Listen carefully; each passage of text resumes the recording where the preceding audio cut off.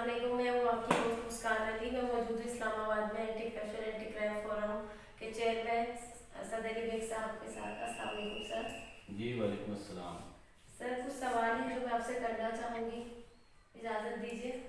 جی بالکل اجازت ہے، بلکہ آپ بڑے اچھے موقع پر سوالات کر رہی ہیں۔ آج میرے ساتھ مرزا فہد بیگ پریزیڈنٹ سندھ بھی موجود ہیں اور ڈائریکٹر فرانہ ہمارے ساتھ ہیں، تو آپ کے سوالات عوامی سوالات ہیں، اچھے موقع پر کچھ عوام نے آپ کے لیے سوال کیے ہیں، میں چاہوں گی کہ آپ ان کا مجھے جواب دیں۔ کرپشن اور کرائم کو روکنا قانون نافذ کرنے والے اداروں کا کام ہے، سول سوسائٹی کو قانونی طور پر کیا اختیارات حاصل ہیں؟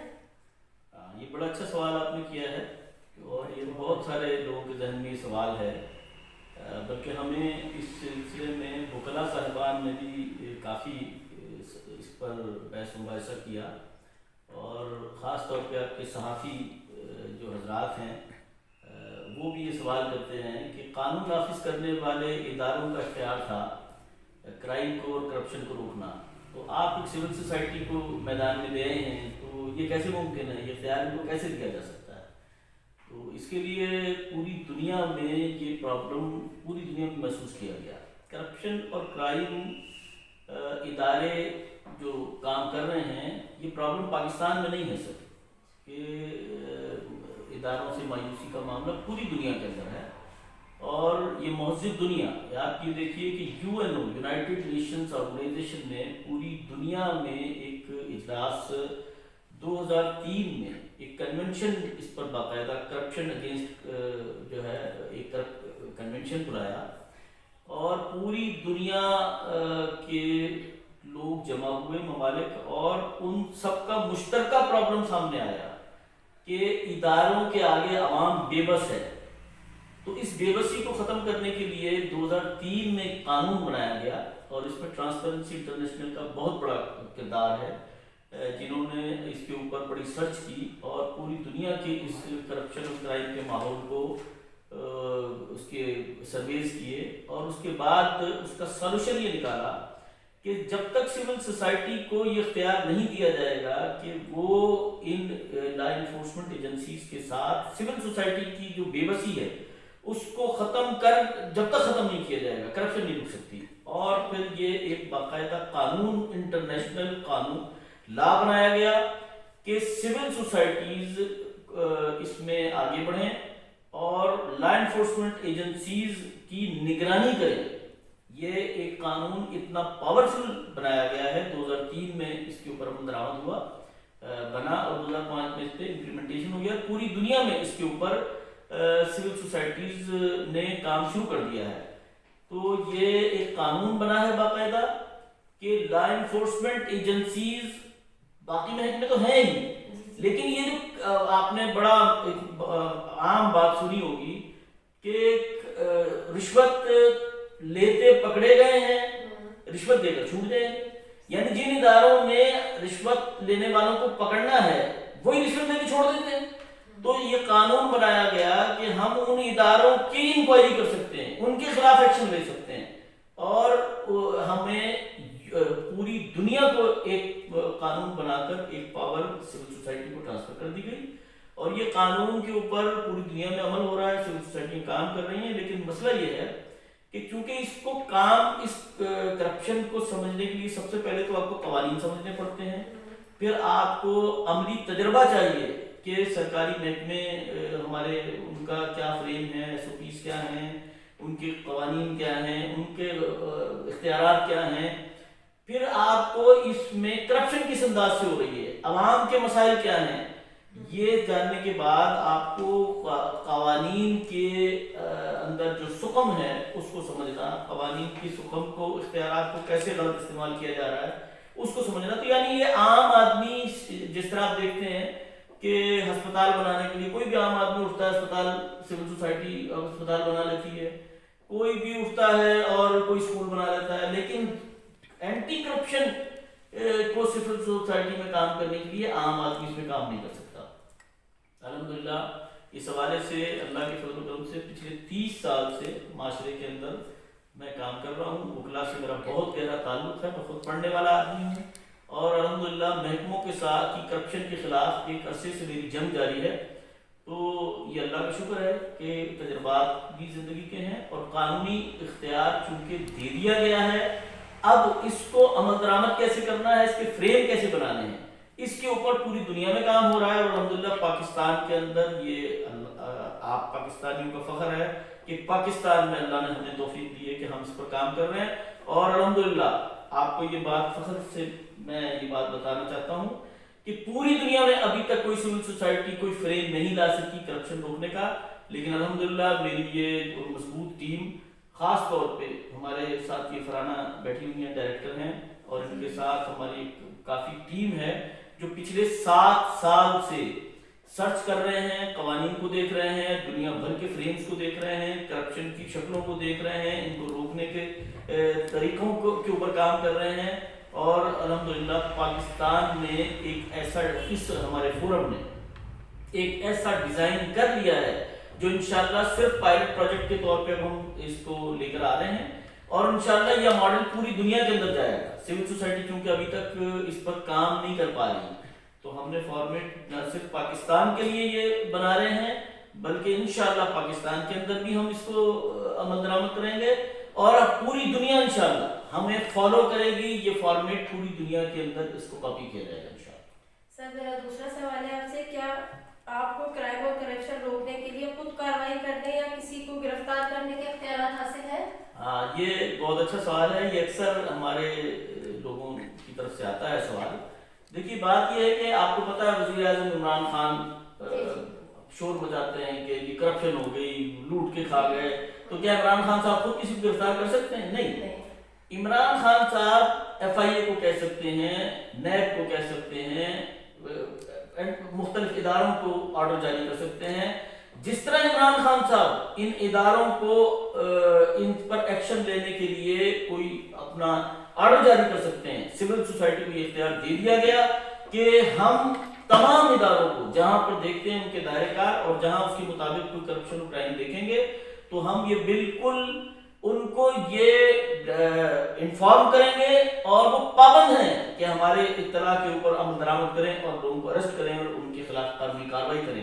اگر یہ ہماری بات نہیں سنیں گے تو ہمارے پیچھے صرف پاکستان نہیں, اگر ہمارا پاکستان کا کوئی آفیسر, کوئی لا انفورسمنٹ ایجنسی ہماری بات کو نہیں سنے گی تو یو این او, یہ یو این او کا قانون ہے, ہم اس کو انشاءاللہ اللہ کے فضل و کرم سے یو این او کے اندر لے جائیں گے اور ان افسران کے خلاف کارروائی کروائیں گے, ان اداروں کے خلاف کارروائی کروائیں گے. تو وزیر اعظم خود بھی گرفتار نہیں کرتے, یہ گرفتار یہ اداروں سے کام لینا ہوتا ہے. تو ہمارا ادارہ انشاءاللہ تمام اداروں سے کام لے گا. اچھا سر, میرا تھرڈ سوال آپ سے, کیا آپ کا ادارہ یا آپ کے لوگ خود بلیک میلنگ اور کرپشن میں ملوث نہیں ہوں گے؟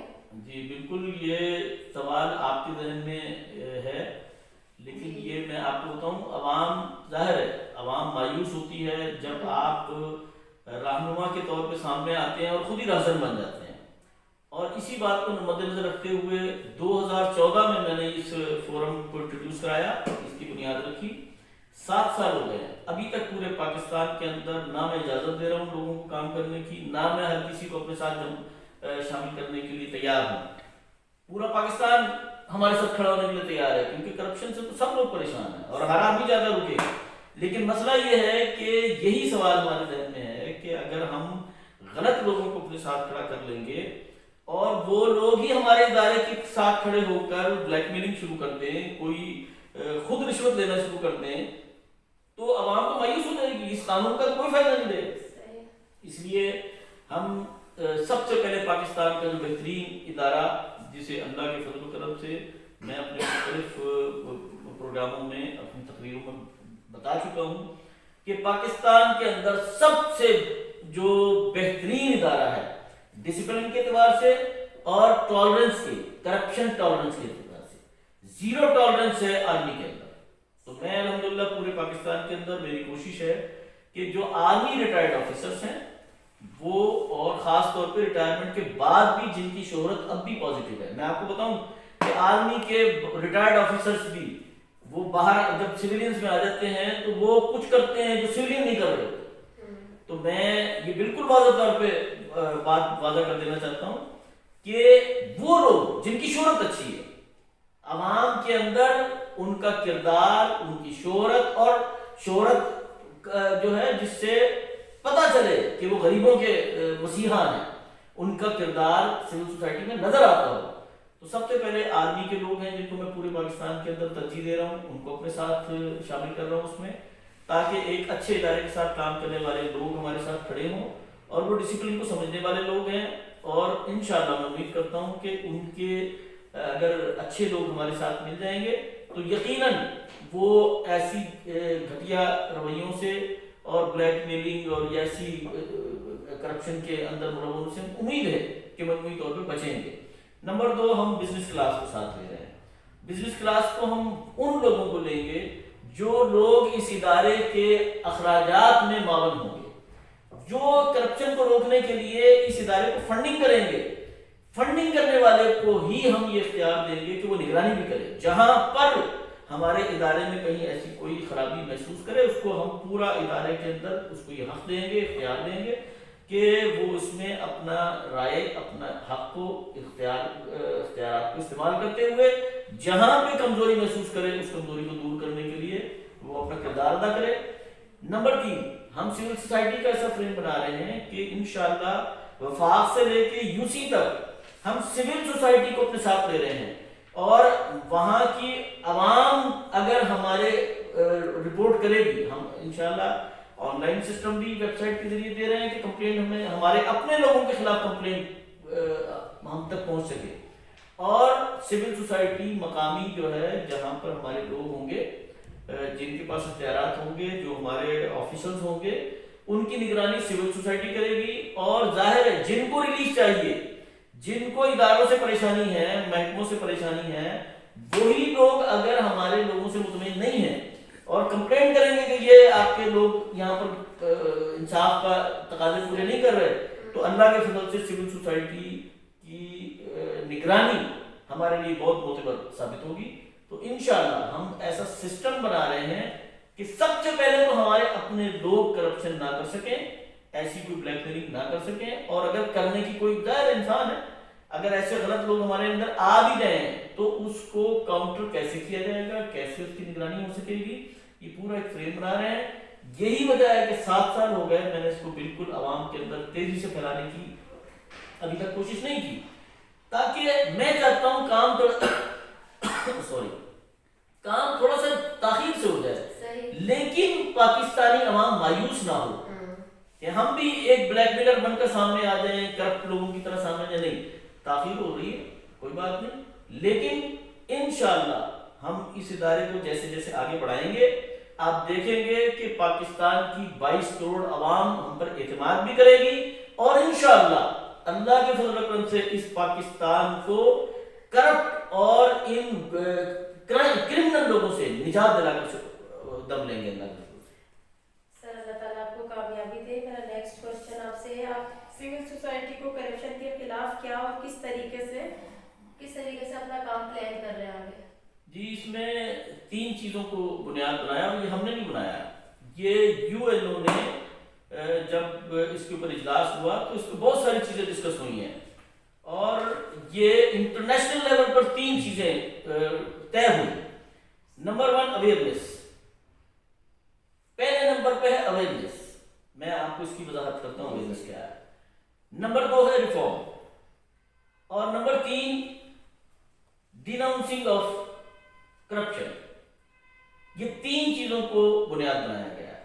اویئرنیس کیا ہے؟ اویئرنیس یہ ہے کہ آپ دیکھیے کہ ایک پولیس والے جگہ جگہ ناکے لگا کے کھڑے، اور ہر شریف آدمی پریشان ہوتا ہے کہ میں یہاں سے گزروں گا تو پولیس والوں نے بلا وجہ مجھے تنگ کرنا ہے، اور جس کو روک لیا انہوں نے اس کو معلوم ہے کہ اگر میں یہاں سے بغیر کچھ لیے دیے جاؤں گا تو یہ مجھے جانے نہیں دیں گے، یہ مجھ پہ جھوٹا چارج ڈال دیں گے، کوئی جھوٹا اسلحہ ڈال دیں گے، کوئی ہرن ڈال دیں گے، کوئی چرچ ڈال دیں گے، اور عام آدمی خوفزدہ ہوتا ہے اور وہ کچھ نہ کچھ دے کے اپنی جان چھڑاتا ہے.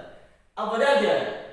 اویئرنیس نہیں ہے. اسے پتہ نہیں ہے کہ میں اگر پولیس اپنے اختیارات کو غلط استعمال کرے تو ایک پاکستانی شہری ہونے کے ناطے یہ جو ناکہ لگایا گیا یہ قانونی ہے کہ نہیں ہے، میں کیسے اس کو جج کر سکتا ہوں، کیا سوال کرنے کا میرا حق ہے، اور اس کو کیسے ان کے خلاف میں قانونی طور پر ان کے خلاف کوئی کارروائی میں کر سکوں. دیکھیں نا, ہمیں یہ پتا ہے پولیس کر سکتی ہے ہمارے خلاف کارروائی, عوام کو پتہ ہی نہیں ہے کہ عوام بھی پولیس کے خلاف کارروائی کر سکتی ہے, عوام بھی ان افسران کے خلاف جو ہے وہ قدم اٹھا سکتی ہیں, ان کے خلاف FIR کروا سکتی ہیں, ان کے خلاف بہت سارے ادارے ہیں جو ان کی نگرانی کے اوپر بیٹھے ہوئے ہیں, ان کو پکڑنے کے لیے بیٹھے ہوئے ہیں, لیکن عوام کو اس کا علم نہیں ہے. تو اویئرنیس میں ہر وہ چیز جو عوام کو پتہ نہیں ہے, جس کی وجہ سے جرائم کرنے والے محکمے سرکاری لوگ جرائم کر رہے ہیں اور ان کو روکنے والا کوئی نہیں ہے. تو سب سے پہلا کام یہ کہ ہم عوام کو اویئرنیس دیں, وہ قوانین جو عوام کو شعور دیتے ہیں اور ان اختیارات کے ناجائز استعمال کرنے والوں کے خلاف عوام کو پاور دیتے ہیں. سب سے پہلے تو ہمیں اویئرنیس میں کام کرنا ہے. نمبر 2, ریفارم یہ ہے کہ ون ونڈو آپریشن کی بات کی جاتی ہے. لوگ کہتے ہیں جی محکموں کے اندر ون ونڈو آپریشن نہیں ہے. بھائی ون ونڈو آپریشن تو برطانیہ قانون جب بنا تھا یہ سسٹم اس وقت بنا دیا گیا. آپ کو معلوم ہے کہ کوئی کاغذ کسی سرکاری محکمے کے اندر بغیر کسی ڈسپیچ رجسٹر کے نہ آ سکتا ہے نہ جا سکتا ہے. یعنی آپ ایک درخواست کسی دفتر میں لے کر آتے ہیں تو سب سے پہلا کام یہ ہے کہ آپ جائیں گے, اپنی درخواست ہے, اپنی فائل ہے, ڈسپیچ رجسٹر کے پاس جائیں گے, فائل دیں گے, اسٹیمپ لگوائیں گے, نمبر لگوائیں گے. اب نمبر لگنے کے بعد وہ فائل اپنی ورکنگ میں آ جائے گی. نمبر 2, ہر محکمے کے SOPs ہیں, اس کے بائی لاز ہیں, اس کے رول ریگولیشنز ہیں, نہ عوام کو پتہ ہے نہ ادارے چلانے والے. آپ یقین جانیے کہ میں نے محکموں کے افسران سے پوچھا کہ تم نے اپنے رول ریگولیشن کبھی پڑھے جو تم اپنی سیٹ کے اوپر بیٹھے ہوئے تمہارا اختیار کیا ہے تمہیں معلوم ہے؟ آپ بلیو کیجئے کہ پولیس ڈپارٹمنٹ یہ جو اس کا کام لا انفورسمنٹ ایجنسی ہے, یہ پولیس ڈپارٹمنٹ کے لوگوں کو نہیں معلوم ہوتا کہ ہم یہ FIR کاٹ رہے ہیں, یہ دفعات یعنی غلط دفعات لگائی جا رہی ہیں اور ان کے خلاف کیا چارج بنتا ہے. عوام کو جو پتہ چل جائے نا کہ غلط پرچے غلط FIR کاٹنا بھول جائیں یہ تھانے دار, لیکن ہمیں پتہ ہی نہیں ہے. تو ریفارم یعنی جو قوانین موجود ہیں ان قوانین کے اوپر امپلیمنٹیشن سب سے پہلا کام ہے. یعنی ہم ان اداروں کے اندر انشاءاللہ یہ جو اپنے SOP سے ہٹ کر کام کر رہے ہیں, جو اداروں کو مچھلی مارکیٹ بنایا ہوا ہے, ڈسپیچ رجسٹر نہیں ہے, باہر اپنے رول ریگولیشن آویزہ نہیں کیے ہوئے, چیک لسٹ نہیں دیتے کہ آپ کو کس کس چیزوں کو آپ نے درخواست دینی ہے تو فائل دینی ہے تو کس طرح دینی ہے, تو یہ چیزیں آلریڈی قانون موجود ہیں. جب سول سوسائٹی کھڑی ہو جائے گی اور ہم سول سوسائٹی کو یہ سمجھا دیں گے کہ آپ نے اپنے علاقے کے واپڈا کو, اسکول چل رہے ہیں وہاں اسکولز کو, ہسپتالوں کو اور دیگر محکمے ہیں ان کی یہ SOPs ہیں اور یہاں کی جو باڈی ہے اس کی نگرانی کرے اور اس کو درست کروائے. اللہ کے فضل و کرم سے یہ ہے ریفارم. انہی قوانین کے مطابق ان کی نگرانی شروع ہو جائے اور ان کو اپنے قوانین کی ترتیب میں کام کرنے کے اوپر پابند کر دیا جائے. پاکستان کے اندر کرپشن 90% رک جائے گی, 90%, کیونکہ سسٹم ڈسٹرب ہونے کی وجہ سے جب آپ کسی ادارے میں جاتے ہیں تو آپ کو یہ نہیں پتہ چلتا کہ یہاں پر میں کس سے جا کر بات کروں, کس کو درخواست دوں, آفیسر کون ہے. یہاں پر بالکل جس طرح آپ بازار میں جاتے ہیں مچھلی بیچنے والے یا گوشت بیچنے والے جس طرح آپ کو آوازیں لگا رہے ہوتے ہیں, گاہک آ گیا اور بھائی صاحب آپ میرے پاس آ جائیں, بالکل سرکاری محکموں میں گاہک کی کیفیت ہے کہ جب کوئی دفتر جاتا ہے تو جیسے کوئی کسی ہر آدمی کوشش ہوتی ہے گاہک میں قابو کروں. تو یہ SOPs نہ ہونے کی وجہ سے ہے اور انشاءاللہ یہ ریفارم جب ہم اس پہ کام کریں گے تو آپ دیکھیں کہ اداروں کی اصلاح ہوگی اور عوام کو بہت سارے پریشانی سمجھا. سر آپ کرپشن کے خلاف کام کر رہے ہیں تو آپ کو کس کس مشکلات کا سامنا کرنا پڑا؟ ہاں, یہ مشکلات سب سے بڑی مشکل ہمارے لیے جو ہے یہ ہے کہ ہمیں اچھے لوگ چاہیے, اچھے لوگ. کیونکہ دیکھیے پرابلم یہ ہے, عمران خان صاحب 22 سالہ جدوجہد میں یہ کہتے رہے کہ کرپشن ہو رہی ہے, ظلم ہو رہا ہے, لوٹ لیا, کھا لیا, ملک کو ایجنٹ بن گئے, دشمنوں کے ساتھ مل گئے, غدار ہو گئے, بہت ساری باتیں 22 سال کرتے رہے. آج عمران خان صاحب کے ارد گرد کون لوگ ہیں اور آج عمران خان صاحب کے مشن کی رکاوٹ ہی ارد گرد کے چور ہیں. میں کسی سیاست کو ڈسکس نہیں کر رہا, میرا مقصد پی ٹی آئی زرداری اور نون لیگ کا بحث نہیں ہے. مقصد یہ ہے کہ عمران خان صاحب کے ارد گرد کون لوگ کھڑے ہوئے ہیں. ہم علاقوں میں گھومنے والے لوگ ہیں اور ہم اللہ کے فضل و کرم سے عوامی لوگ ہیں. پی ٹی آئی کے لوگ وہی کچھ کر رہے ہیں جو پیپلز پارٹی کے کر رہے تھے, جو نون لیگ کے لوگ کر رہے تھے. آج پیسہ بنا رہے ہیں سارے, نیچے سے اوپر تک سارے کے سارے لوگ پیسہ بنا رہے ہیں. تو مقصد یہ ہے کہ اگر عمران خان صاحب کے ساتھ ٹیم بھی اچھی ہوتی, لوگ بھی اچھے ہوتے, تو آج پاکستان کی عوام مایوس نہ ہوتی, عمران خان کا کمیشن ناکام ہونے کی طرف نہ جاتا. تو ہمارا سب سے پہلی جو مشکل ہے وہ یہ ہے کہ ہم پورے پاکستان سے اچھے لوگوں کو تلاش کر رہے ہیں. اب اچھے لوگوں کا پرابلم یہ ہے کہ وہ بیچارے اتنے ڈرے سہمے ہیں, اتنے خوفزدہ ہیں, اتنے مایوس ہیں کہ وہ جہاں بیٹھتے ہیں فرسٹریشن کا شکار بھی ہیں اور فرسٹریشن پھیلاتے بھی ہیں. لیکن جب ان کو کہا جاتا ہے کہ آئیے اس اچھی جدوجہد کا حصہ بنیے, آگے بڑھیے, تو آگے بڑھنے کے لیے تیار نہیں. تو سب سے بڑی مشکل تو ہمارے لیے ہے کہ اچھے لوگ ہمیں ہم ان کی تلاش میں لگے ہوئے ہیں اور وہ آگے نہیں بڑھ رہے ہیں. انشاءاللہ الحمدللہ اس وقت میں بہت سارے لوگ آگے بڑھے ہیں, لیکن جس تیزی سے اور جتنی بڑی قوت تعداد میں لوگوں کو ہمارے ساتھ اچھے لوگوں کو ہمیں چاہیے ابھی ہمارے پاس نہیں ہے. اور انشاءاللہ ہم سمجھتے ہیں کہ اللہ اس مشکل کو ہماری دور کر رہا ہے, اچھے لوگوں کو تلاش کر رہے ہیں. اور آپ دیکھیں گے انشاءاللہ کہ جب اچھے لوگوں کی ٹیم میسر آ جائے گی تو انشاءاللہ پھر کوئی مشکل باقی نہیں رہے گی. ہم یہ جو ہے نا یہ مافیا, یہ افسران, اور ہم سمجھتے ہیں کوئی رکاوٹ نہیں ہے. اصل میں ان کے خلاف کام ہی نہیں ہوا, جب آپ کام نہیں کریں گے. آپ اپنے گھر کا سونا, اپنے گھر کا پیسہ گھر کے دروازے کی چوکھٹ پہ رکھ دیں اور دروازہ کھلا چھوڑ دیں, پھر کہیں چوری ہو گیا.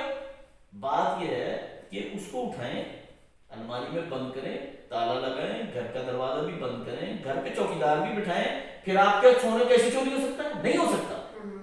تو بات یہ ہے کہ ان افسران, ان محکموں میں کرپشن کس وجہ سے ہو رہی ہے. اس کو روکنے والے لوگ جو ادارے تھے وہ کرپشن میں ملوث ہو گئے. اب سول سوسائٹی اگر اچھے لوگ ہمیں میسر آ جائیں, اچھی ٹیم سامنے آ جائے, تو اللہ کے فضل سے ہم بالکل, ہمیں کوئی اس میں شک و شبہ نہیں ہے کہ یہ کرپشن آپ دیکھیں گے دنوں میں کنٹرول ہو جائے گی. اور اس سے بڑی بات یہ ہے کہ میں پوری دنیا کے اندر یہ قانون بنایا گیا اور پوری دنیا اس میں پریشان ہے, لیکن میں اپنے پاکستانیوں سے یہ امید رکھتا ہوں کہ یہ بہترین لوگ ہیں, ان کو سسٹم دے دیا جائے تو یہ بڑے مخلص لوگ ہیں. پاکستان کے اندر خراب کم ہیں, اچھے زیادہ ہیں, جبکہ دنیا میں خراب زیادہ ہیں, اچھے کم ہیں. یہ میں میری تقریروں میں اس پہ بڑی ریفرنسز کے ساتھ میں نے ثابت کیا ہے کہ پاکستانی عوام اچھی ہے, سسٹم نہیں ہے. دنیا میں سسٹم اچھے ہیں, عوام اچھی نہیں ہے. یہ انشاءاللہ پھر کبھی کسی موقع پہ اس کی سر لاسٹ سوال آپ کا ہدف کیا ہے نیکسٹ؟ اہداف تو دیکھیے انسانی حقوق کی پامالی ہو رہی ہے. یعنی آپ یہ دیکھیے کوئی فرد محفوظ نہیں ہے, عورت, بچہ, مرد, بوڑھا, کمزور, مزدور, کوئی محفوظ. انسانی حقوق ایسے پامال ہو رہے ہیں کہ کسی جگہ اس کو نہ اداروں کی طرف سے تحفظ ہے, نہ عوام کی, مطلب بے بسی.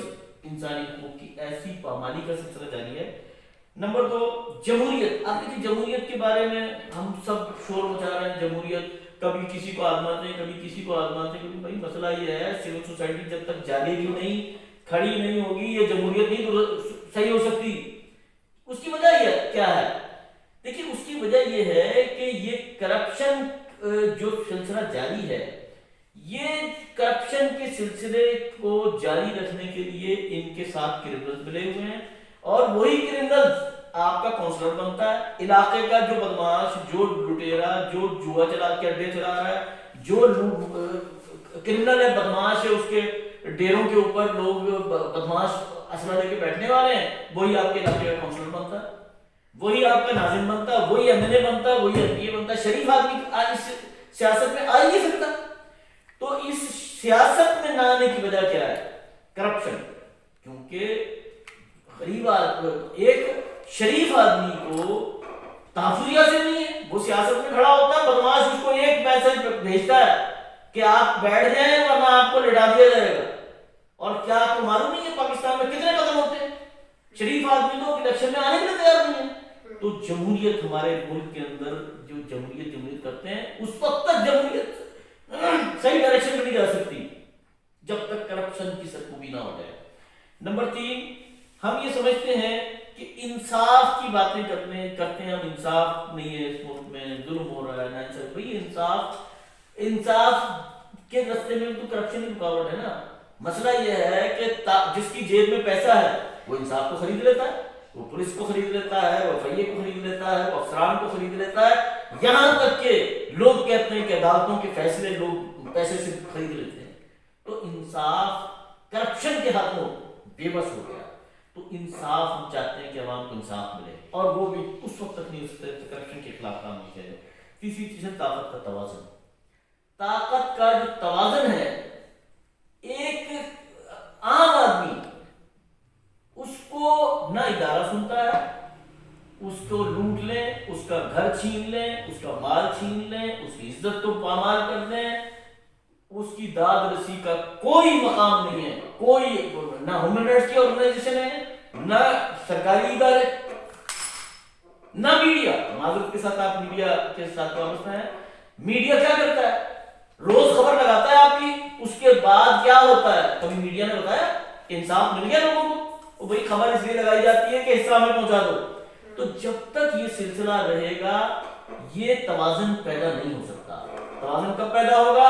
जब एक कमजोर अपने इंसाफ के लिए किसी इदारे के पास जाए, अगर इदारा नहीं सुनता तो सिविल सोसाइटी के अंदर ऐसे प्लेटफॉर्म मौजूद होने चाहिए कि वो जाए और उसके साथ इंसाफ देने के लिए एक कुव्वत खड़ी हो जाए। जब एक कमजोर को, एक आम आदमी को इंसाफ मिलना शुरू होगा तो ये ताकत का नशा माशरे के अंदर जो बढ़ता चला जा रहा है ये खत्म होगा और इंशाअल्लाह तवाज़ुन पैदा होगा। ये ताकत का तवाज़ुन के बगैर आप सोचें कि अमन आ जाए, इंसाफ आ जाए, ये मुमकिन नहीं है। सर लास्ट में आप मेरे चैनल के थ्रू आवाम को कोई मैसेज देना चाहेंगे? जी, आपका चैनल तो प्योर बिजनेस के हवाले से है और मैं भी एक बिजनेसमैन हूँ। मैं इंशाल्लाह बिजनेस का इंटरव्यू भी आपको अपना देना चाहूँगा। अल्हम्दुलिल्लाह मैं एक आर्किटेक्ट भी हूँ और बिल्डर हूँ मैं, और इस हवाले से इंशाल्लाह आपको अलग अपना ताल्लुक़ कराएंगे और बाकायदा आपको एक बड़ा अच्छा आपने काम शुरू किया है और लोगों की बिजनेस जो है वो लोगों का प्रमोट नहीं होता, और ये प्रमोशन के लिए अपना एक अच्छी तारुफ देना और अपना प्रोग्राम क्या कारोबार है, उस कारोबार की खूबियाँ क्या हैं, आप उसमें माशरे में क्या अच्छा खूबी आवाम को दे रहे हैं, तो ये आपके ज़रिए से बिजनेस क्लास को जो आप प्रमोट कर रहे हैं, मैं समझता हूँ ये बड़ा अच्छा चैनल लेकर आए हैं और इसमें लोगों को बहुत फ़ायदा होगा। ख़ास तौर पे जो छोटे कारोबारी लोग हैं, वो लोग जो पब्लिसिटी को जानते ही नहीं क्या होती है, और वो अपने बिजनेस तो अच्छे होते हैं, काम उनके अच्छे होते हैं, लेकिन मार्केटिंग ना होने की वजह से उनका बिजनेस आगे नहीं बढ़ रहा होता। तो ये ख़ास तौर पे आपने जो छोटे बिजनेसमैन को प्रमोट करना शुरू किया है, मैंने आपके चैनल के इंटरव्यूज़ देखे हैं, अच्छे इंटरव्यूज़ हैं और ये बड़ा अच्छा काम है। मैं समझता हूँ कि लोगों को इसमें आगे बढ़ना चाहिए और इस अच्छी अपॉर्चुनिटी से फ़ायदा उठाना चाहिए। Thank you so much sir. मैं हूँ आपकी होस्ट, मुझे इजाज़त दीजिए।